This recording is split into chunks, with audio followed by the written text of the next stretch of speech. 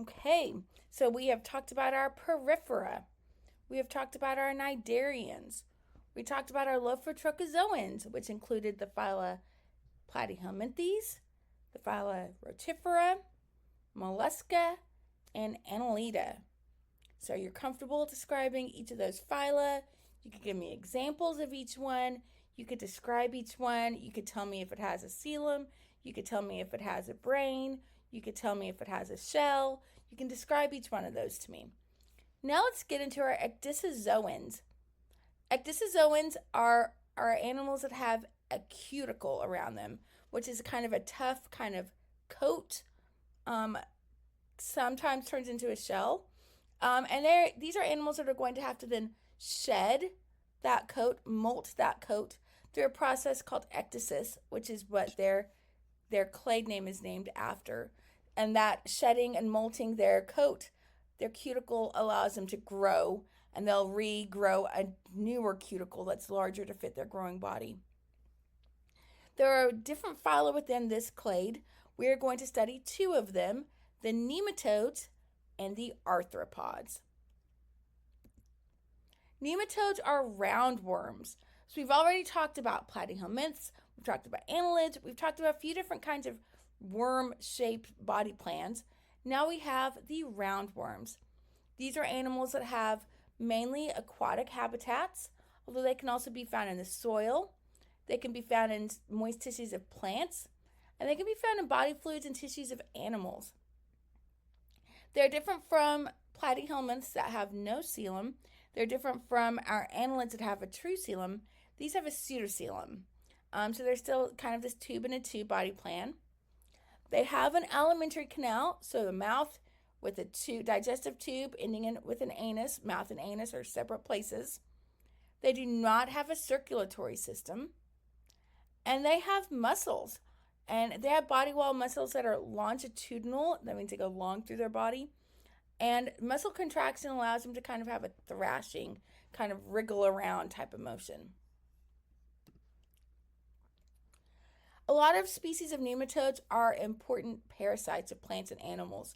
Not important in the sense of they help us grow, but important in the sense of they cause a lot of medically relevant illnesses. One example would be Trichinella spiralis.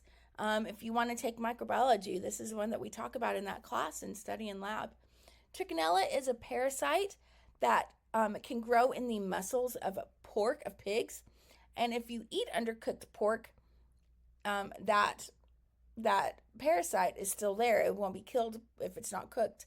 And so if you eat it, then you can get that nematode growing in your body.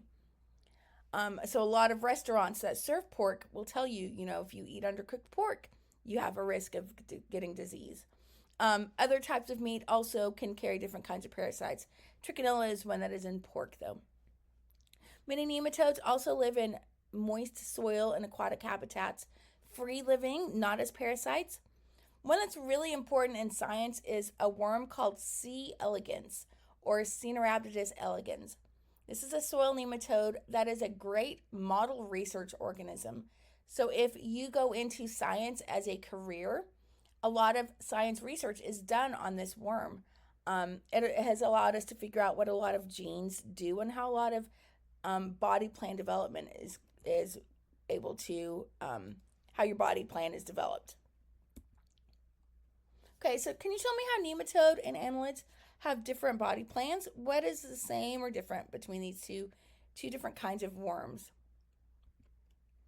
Here's C. elegans. If you remember, this is a nematode that is important in studying a lot of research for biology. So this is how it's going to develop. You can see it's already starting cleavage into two cells here.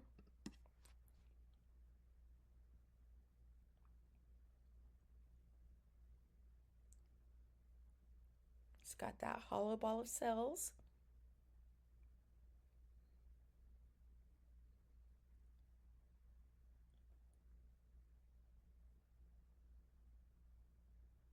It's starting to get like a wormy kind of shape.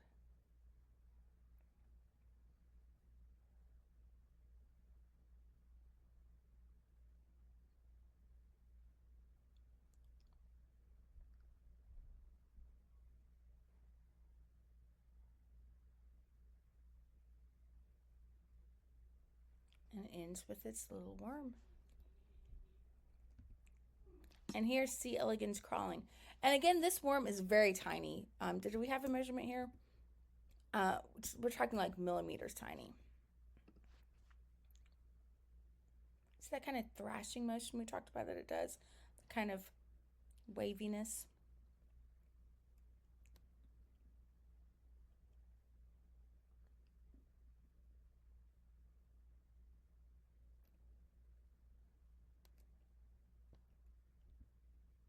Okay, I know that was a quick little video.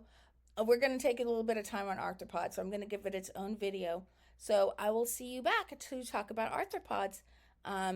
A lot of important animals in this clade.